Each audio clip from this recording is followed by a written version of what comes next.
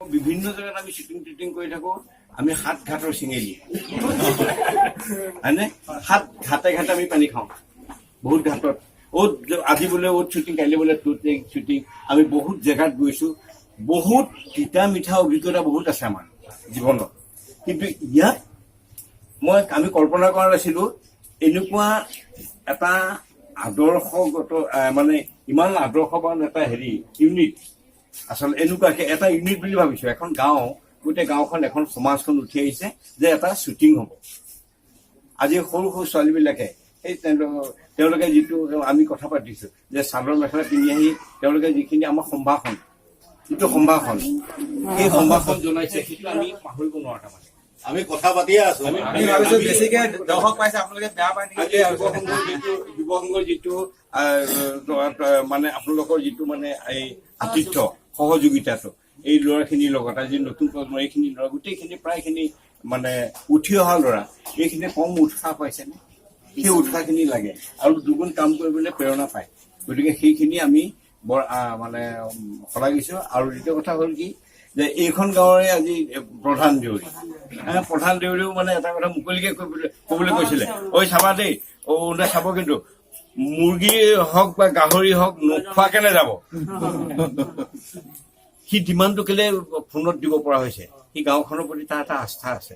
সি যদিও বাহিৰত এতিয়া আছেগে, কাৰণ একতাটো যে আছে সেইটো আমি নিজে গৌৰৱ অনুভৱ কৰোঁ। সিও আমাৰ লগৰে, আমাৰ লগৰে এজন শিল্পী।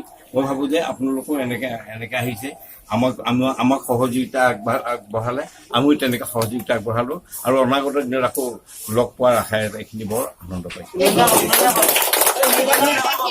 এইখিনিতে মানে মই এই মানুহজনক ধন্যবাদ দিছো দেই। এইজনৰ কাৰণেহে আমি কিন্তু আজি আপোনালোকক লগ পাব জৰিয়তে তাৰমানে আমাৰ অৰুণজ্যোতি, কিন্তু আমি বিপ্লু বুলি মাতো।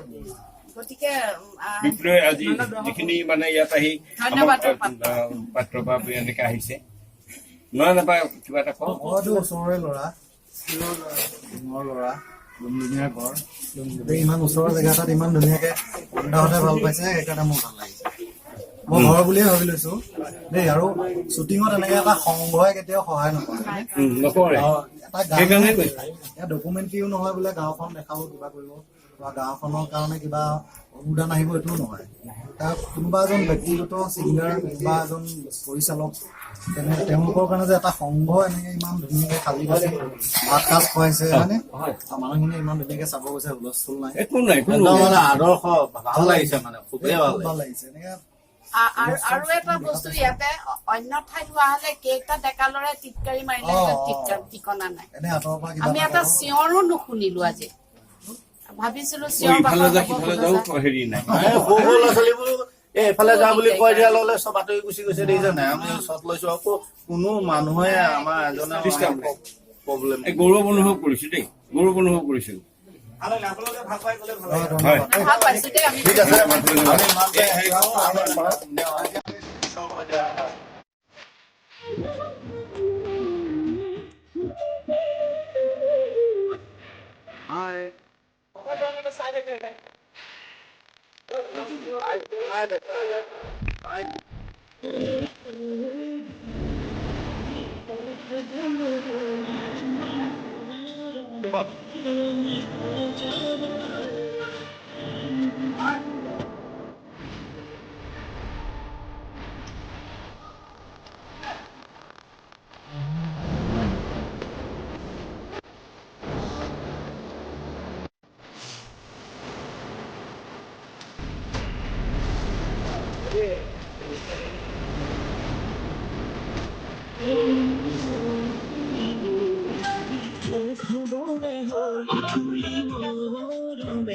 ঘৰণি সজাব